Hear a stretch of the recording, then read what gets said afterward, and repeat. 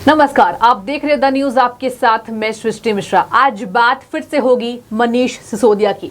हो भी क्यों ना, सियासत पूरी तरीके से गर्मा चुकी है कि अब सीबीआई पर जब उन्होंने गंभीर आरोप लगा दिया है कि सीबीआई ने ये कहा है कि बीजेपी में शामिल हो जाइए, क्या पता आप सीएम बन जाए। इस तरीके के गंभीर सवालों के बाद क्या मनीष सिसोदिया की कुर्सी हिल सकती है? चलिए चर्चा में स्वागत करते हैं राजनीतिक विश्लेषक पवन त्यागी जी। पवन त्यागी जी, सबसे पहला सवाल मेरा ये, क्या लगता है शराब कांड के बाद जिस तरीके से, बुरी तरीके से कह सकते हैं कि घिरते नजर आ रहे हैं मनीष सिसोदिया, साथ साथ अरविंद केजरीवाल भी लपेटे में आ रहे हैं, तो कुर्सी हिल जाएगी? क्या लगता है? सीबीआई पर गंभीर आरोप लगाते हुए नजर आ रहे हैं।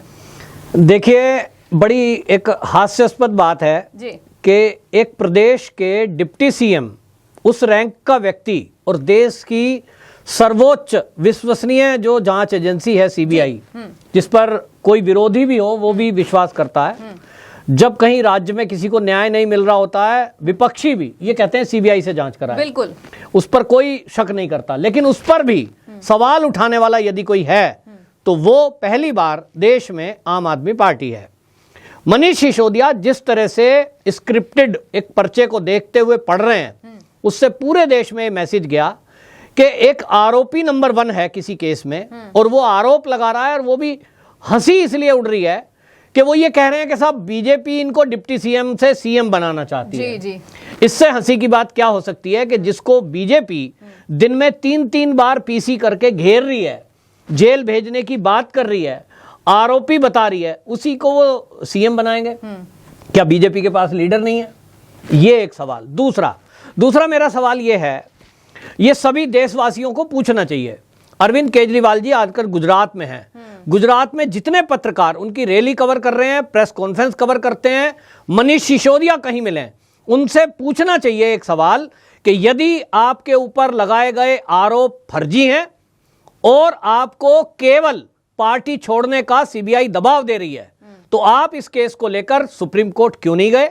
आपको तत्काल अगले ही दिन सीबीआई के खिलाफ एक याचिका दायर सुप्रीम कोर्ट में करनी चाहिए थी कि मेरी सरकार को तोड़ने, गिराने और मुझे पार्टी छोड़ने का दबाव देने के लिए फर्जी केसों का सहारा मोदी जी, अमित शाह ले रहे हैं। सुप्रीम कोर्ट में क्यों नहीं गए? इसका क्या जवाब है? बिल्कुल साफ तौर पर मनीष, आपसे मैं ये भी जानना चाहूंगी, जिस तरीके से अब आपके जो लीडर हैं वो तमाम अब बीजेपी को घेर रहे हैं। आपको बताते चले कि सौरभ भारद्वाज ने अब आरोप लगा दिया है, डायरेक्ट कह दिया है प्रधानमंत्री जी मोदी जी के बारे में कि लाई डिटेक्टर प्रधानमंत्री मोदी के ऊपर लगनी चाहिए। और जिस तरीके से सूची निकलेगी कि प्रधानमंत्री कितने झूठ बोलते हैं, कहीं ना कहीं पवन जी क्या लगता है, जिस तरीके से आप पूरी तरीके से आसपास मनीष सिसोदिया के सामने खड़ी है कि कैसे जो है इन्हें बचाया जाए। हालांकि कभी कभी केजरीवाल ये भी बोलते नजर आए कि मनीष सिसोदिया को ये अवार्ड देना चाहिए, भारत रत्न मिलना चाहिए, शिक्षा क्रांति वो लेकर आए हैं, और प्रधानमंत्री को मनीष सिसोदिया से सीखना चाहिए कि अब पूरे देश की शिक्षा व्यवस्था को कैसे दुरुस्त किया जाए। एक तरफ लीडर आपके गंभीर आरोप लगा रहे हैं सीबीआई पर, देश की सुरक्षा एजेंसियों पर जिस तरीके से गंभीर आरोप लगा रहे हैं, और उनके प्रवक्ता जो है, तमाम बड़े बड़े लीडर्स आपके ये कह रहे हैं कि प्रधानमंत्री जी लाई डिटेक्टर में आप बैठिए। जिस तरीके से आप झूठ के पुलिंदा कसते हैं, जनता को बेवकूफ बनाते हैं, तो मनीष सिसोदिया के बारे में वो कुछ नहीं कहते। यह आश्चर्यजनक बात है। प्रधानमंत्री मोदी पर अटैक करते नजर आ रहे हैं, बीजेपी पर, लेकिन कहीं ना कहीं बचाव के अलावा आप कुछ करती नजर नहीं आ रही। इस पर आप क्या टिप्पणी करना चाहेंगे आपके सदस्यों के लिए? देखिए, जो आम आदमी पार्टी के नेता मोदी जी पर सवाल उठा रहे हैं जी, उनके बारे में जो ये बयानबाजी की है, पूरा देश गुस्से में है। अभी हाल ही में आपने देखा कि उनके जो प्रदेश के अध्यक्ष गुजरात के हैं, उन्होंने जिस तरह की टिप्पणी मोदी जी की मां को लेकर की, उनके जो पुराने ट्वीट्स सामने आ रहे हैं, इसको देखते हुए गुजरात की जनता अच्छी खासी गुस्से में है। और पूरे देश के अंदर एक राजनीति बदलने का दावा करने के वाले आम आदमी पार्टी के लोग कि हम नई तरह की राजनीति देंगे, जी। वो नई तरह की राजनीति ये दी उन्होंने, जो दिल्ली मॉडल की बात आप कर रहे हैं, कि गली गली में उन्होंने शराब के ठेके खोल दिए। 3 सवाल भारतीय जनता पार्टी के लीडर ने पूछा है, और वो पूरी जनता देश की पूछ रही है कि यदि आप पाक साफ हैं, आपके ऊपर कोई आरोप नहीं है और फर्जी हैं, मोदी जी ने लगाए हैं, तो आप ये बता दीजिए कि जब सरकार एक डिस्ट्रीब्यूटर के रूप में दिल्ली में शराब के ठेकों को डिस्ट्रीब्यूट कर रही थी, तो वो प्राइवेट एजेंसी को क्यों दी है? बिल्कुल। एक। दूसरा, 2% कमीशन था, वो 12% क्यों किया? शराब के बेचने वालों का, ये जो 10% की बढ़ोतरी की, इसका कारण क्या है? क्योंकि ये तो प्राइवेट लोगों की जेब में जा रहा है, सरकारी खाते में आ नहीं रहा। बिल्कुल। ये क्योंकि इसके एवज में क्या पैसे आ रहे थे। तीसरी बात ये है, आरोप ये है इनके ऊपर कि अगर आपके ऊपर सारे लगाए गए भ्रष्टाचार के आरोप झूठे हैं जी, तब फिर आपने अभी तक इसको सुप्रीम कोर्ट में चैलेंज क्यों नहीं किया? बिल्कुल। आप इधर उधर का बयान करें, आप कहें सत्येंद्र जैन निर्दोष है, वो दुनिया का सर्वश्रेष्ठ स्वास्थ्य मंत्री था, मनीष सिसोदिया दुनिया के सर्वश्रेष्ठ शिक्षा मंत्री हैं और केजरीवाल जी दुनिया के सर्वश्रेष्ठ मुख्यमंत्री हैं। तो अपने आप को खुद का सर्टिफिकेट देना, और अभी आपने हाल में सुना होगा कि उन्होंने तो तुलना भगत सिंह से कर दी अपने कार्यकर्ताओं की, मनीष सिसोदिया और सत्येंद्र जैन की। तो इससे ज्यादा शर्मनाक क्या होगा कि हमारे देश के क्रांतिकारी जिन्होंने अपने जीवन को देश की रक्षा के लिए और अंग्रेजों को भगाने के लिए लगाया, फांसी के फंदे पर झूल गए, उससे ये तुलना कर रहे हैं।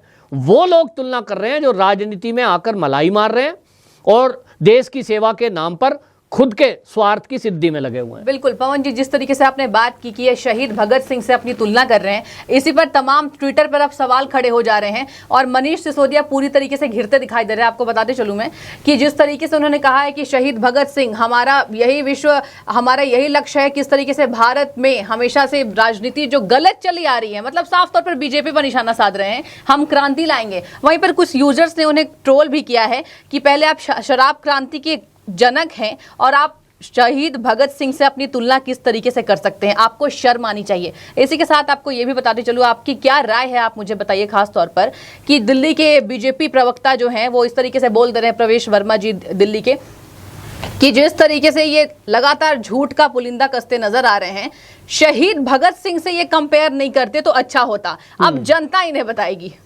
नहीं, बिल्कुल इस बात को आप देखें ना कि शहीद भगत सिंह के परिवार वालों ने बाकायदा बयान दिया है जी। उन्होंने कहा कि ये बहुत शर्म की बात है, शहीद भगत सिंह वो देश के लिए शहीद हुए थे और तब उनको वो दर्जा मिला।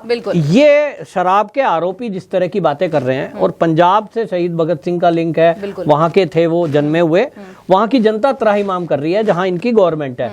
तो कुल मिलाकर इस बात को लेकर आक्रोश है। और जहां तक आम आदमी पार्टी की बात है तो ये इनकी पहले से आदत है, खुद ही जांच करेंगे, खुद ही क्लीन चिट देते हैं। और अगर ये इतने अच्छे हैं कि ये नंबर 1 है, तो जो कुमार विश्वास छोड़ के गया है, प्रशांत भूषण छोड़ के गया है, जो इनको छोड़कर योगेंद्र यादव गए हैं, जो इनके साथी छोड़कर गए हैं, तो ये क्यों गए भाई? अगर आप एक क्रांतिकारी लोग हैं तो फिर छोड़कर क्यों गए? और दूसरी बड़ी बात कि ये सब जगह चुनाव में लड़ते हैं। अभी आप देख लीजिए, अगले साल तक 10 राज्य में चुनाव है, इनका क्या हाल होने वाला है। तो देश की जनता समझती है। और आज आप पंजाब में देख लीजिए, जहां इनकी सरकार को बने हुए कुछ ही दिन हुए हैं, तो इनकी पोल खुल चुकी है। और गुजरात की जहां तक बात है, गुजरात की जनता में इन्होंने पहले पैंतरा चला था फ्री वाला। अगर ये बहुत अच्छे रोल मॉडल हैं, इनका मॉडलिंग जो इतना बढ़िया स्कूल का सिस्टम है, अस्पताल का सिस्टम है, और ये नंबर 1 सरकार चला रहे हैं, तब फिर फ्री की रेवड़ी देने की आवश्यकता क्या है? गुजरात के अंदर ये केवल अपने भाषण में कहते कि साहब हमने दिल्ली और पंजाब में मॉडल एक सरकार चलाई है, उसको देखिए और उसके आधार पर हमें वोट करिए। मैं फ्री बिजली दूंगा, मैं 2000 रुपया दूंगा, इसके कहने की आवश्यकता क्या थी? क्या भारतीय जनता पार्टी की कोई लीडरशिप जिसका ये विरोध कर रहे हैं, किसी मंच से मोदी जी ने ये कहा है कि अगर बीजेपी को वोट देंगे गुजरात के लोग तो हम 200 यूनिट फ्री बिजली देंगे, हम 2000 रुपए देंगे? फ्री कौन बांट रहा है? ये तो रिश्वत है। मैं अगर कहूं कि किसी को वोट के बदले एक गिफ्ट दिया जा रहा है और वो कहीं वीडियो में आ जाए, तो आप देखते हैं चुनाव आयोग उस पर कार्रवाई करता है। तो ये भी एक सवाल है कि एक तरफ चुनाव आयोग ये इसको गलत मानता है कि आप वोट के बदले नोट दें, ये गलत है, लेकिन एक मंच से आप बोल रहे हैं कि बिजली फ्री दूंगा, पानी फ्री दूंगा, 1000 रुपए या 2000 रुपए दूंगा, ये रिश्वत है। तो गुजराती लोग इस बात से गुस्से में हैं कि इन्होंने क्या उनको लालची समझा है? बिल्कुल बिल्कुल। और इसी से पता लगता है कि इनके दावे खोखले हैं। जी बिल्कुल, साफ तौर पर पवन जी, ट्विटर पे भी मैं देख रही थी आज, जिस तरीके से मैं जांच करती नजर आती हूँ कि जांच के नाम पर ये कह रहे हैं कि गुजरात की जनता समझ चुकी है, क्योंकि कहीं ना कहीं शराब घोटाला जो बड़े पैमाने पर ये आपने किया है, तो गुजरात के कुछ यूजर्स ने कमेंट किया है कि मनीष जी दिल्ली तक ही सीमित रहिए, गुजरात मत पहुंचिए, गुजरात को नशे में मत डुबाइए, और शराब जनक के क्रांतिकारी हैं आप, शिक्षा नीति के जनक क्रांतिकारी आप नहीं हैं। और पवन जी एक हास्यास्पद बात है, जिस तरीके से उन्होंने ट्वीट किया था, पहले की बात है, मुलायम सिंह यादव पर सीबीआई की जांच जब होने वाली थी तो इन्होंने ट्वीट किया था, मैंने ट्विटर पे देखा कि जांच के नाम पर धमका रही केंद्र सरकार, मुलायम कमाल है नेताजी, आप धमक क्यों रहे हैं, चोर की दाढ़ी में तिनका। ये वही मनीष सिसोदिया के ट्वीट्स हैं जो उन्होंने पहले की हुई है और अब सीबीआई पर उन्होंने गंभीर आरोप लगा दिए हैं। तो ये पलटवार जिस तरीके से पूरी तरीके से पलटते हुए नजर आए हैं, डर गए हैं या फिर अभी भी कॉन्फिडेंस में नजर आ रहे हैं, क्योंकि अभी भी केजरीवाल जी बोल रहे हैं कि बीजेपी का सुपड़ा साफ होना तय है, बीजेपी इस बार गुजरात से गायब होने वाली है। इस पर आप क्या कहेंगे, इनके ट्वीट्स के बारे में आप क्या कहेंगे? देखिए, ट्वीट्स तो वही है कि जब अपने पे आई है ना तो ये बदल रहे हैं भाषा को। और जहां तक गुजरात की बात है, कुछ सर्वे आए हैं, आपके चैनल की भी टीम वहां पर है और वो जो रिपोर्ट बता रहे हैं वो तो ये कह रहे हैं कि जनता ऐसा रुख बता रही है कि 2 से 3 सीटें आएंगी आपकी, उससे ज्यादा देने को तैयार नहीं है। कुछ चैनल ने बताया है कि 18 से 20 आएगी, लेकिन भाजपा की सरकार को कोई हिला पाएगा ऐसा कतई नहीं है, क्योंकि गुजरात में लोग लालची नहीं है। वहां विकास का मॉडल चलता है और मोदी जी ने जिस तरह का विकास वहां सीएम रहते 3 टर्म में गुजरात में किया, उस मॉडल की चर्चा पूरी दुनिया में होती थी और उसकी विरोधी भी तारीफ करते थे। जब कांग्रेस की सरकार केंद्र में थी तब भी उनको यह कहा गया था बाकायदा कांग्रेस की सरकार में कि आपको देखना है तो कैसे राज्य चलता है तो आप गुजरात जाकर देखिए। उनको अवार्ड दिया गया इस बात के लिए, मोदी जी को सीएम के तौर पर। तो उस मॉडल में कहीं भी रिश्वतखोरी नहीं है और जो ये सर्वे हैं ये सब बता रहे हैं कि वहां केवल और केवल भाजपा रहेगी, आम आदमी पार्टी कहीं आनी नहीं है। और यहां आपको एक और बात बता दूं कि आम आदमी पार्टी की जो आज की स्थिति आप देख रहे हैं वो तब है जब पूरा विपक्ष उनके पीछे खड़ा है, उनको सपोर्ट कर रहा है। कांग्रेस खुल के सपोर्ट कर रही है जैसा दिल्ली में की थी। अगर कांग्रेस भी वहां हो तो आपको बता रहा हूं कि आम आदमी पार्टी के बारे में जो गुजराती बोल रहे हैं कि 2 से 3 सीट, यही हाल होना है। ये तो फिलहाल पवन जी देखने वाली बात होगी कि जनता किसको अपना सिरताज चुनती है। एक और बात पे आपसे चर्चा करना चाहूंगी, आपको क्या लगता है इस संबंध में, क्योंकि आपको मैं देखती हूँ जिस तरीके से आप जनता की मूड जानने की कोशिश करते हैं, लगातार आप लगे रहते हैं कि आम आदमी पार्टी की स्थिति क्या होने वाली है, क्योंकि झूठ के पुलिंदे ये कहे जाते हैं। और गुजरात की जनता की बात करें तो पवन जी देखिए, ये तय है कि बेरोजगारी पर जनता अभी सवाल उठा रही है, बेरोजगारी दर जिस तरीके से बढ़ती जा रही है इस पर जनता सवाल उठा रही है। लेकिन कहीं ना कहीं मोदी जी ने जिस तरह की सौगातें दी हैं, क्या लगता है जनता की मूड जो है वो बदल पाएंगी? और कांग्रेस की आपने चर्चा की, कहीं ना कहीं पवन जी कांग्रेस धराशायी होती नजर आ रही है, ये हमने उत्तर प्रदेश और उत्तराखंड के चुनाव में भी देखा है। और कांग्रेस पार्टी पहले अपनी साख बचा ले, ये यूजर्स कह रहे हैं, हम नहीं कह रहे, सूत्रों के हवाले से जानकारी सामने आई है कि कांग्रेस के बारे में यही कहा जाता है कि पहले अपनी साख बचा लें आप, उसके बाद अब आपको सपोर्ट करिए, क्योंकि खुलकर ये खेल खेला जा रहा है। आपसे मैं इसी पर चर्चा करना चाहती हूँ कि क्या लगता है कांग्रेस को कितनी सहायता मिलेगी आपको सपोर्ट करके? देखिए, बात यह है कि कांग्रेस तो खत्म होने के कगार पर है, जैसा आपने कहा, सब लोग देख रहे हैं। ये हम नहीं कह रहे हैं, हाँ, मतलब वो हम देख रहे हैं एक्चुअल में। और इसलिए हो क्या रहा है असल में मैं बताऊं कि अभी क्या है कि ये सब विपक्ष जितना भी है ये कहीं है नहीं, कोई प्रधानमंत्री के मुकाबले में नेता नहीं है। 2024 का लक्ष्य इनके सामने है और इनको अब जो इनके आका हैं जो पीछे से फंडिंग करते हैं, ऐसे बहुत लोग हैं जो देश में मोदी को नहीं चाहते, क्योंकि मोदी जी जिस तरह की तरक्की कर रहे हैं देश के अंदर। अभी आपने बेरोजगारी की बात की, इस पर मैं आपको बता दूं, मैं केवल एक राज्य का उदाहरण दूंगा, उत्तर प्रदेश। योगी जी का शासन है, पिछले टर्म में वहां 17 से 22 का जो टेन्योर था उनका, उसमें 6 लाख सरकारी वैकेंसियां फिल की हैं। हाँ, ये हमने देखा, और बिना रिश्वत। जी। अब आप समझिए, एक राज्य में अगर 6 लाख नौकरियां हैं तो जो भारत के कुल राज्य हैं, केवल बीजेपी शासित राज्य की बात करूं तो ये आंकड़ा क्या 60 लाख से ऊपर नहीं होगा? निश्चित रूप से है, हाँ। लेकिन उसकी चर्चा नहीं करते क्योंकि ये सरकारों का काम है। अब रही बात ये दुष्प्रचार, क्या है, मोदी जी जब आए 2014 में उन्होंने एक सबको संदेश दिया कि नौकरी लेने के लिए ना युवा भटके, नौकरी देने वाला बने, सबका साथ सबका विश्वास। और इस कंसेप्ट पे मोदी सरकार ने काम किया है। आपको बताऊं कि जो युवा हैं उनको गवर्नमेंट की तरफ से मुद्रा लोन, खुद का व्यापार खड़ा करने के लिए मोदी सरकार ने दिया है। और इसके लिए इनडायरेक्टली, मतलब मैं अपना खुद का एक शॉप खोल रहा हूं, वर्कशॉप चला रहा हूं, कोई फैक्ट्री खोल रहा हूं, तो मैं मालिक बन गया, नौकरी मुझे करने की जरूरत नहीं है और मैंने अपने अंडर में 10 और रखे हैं।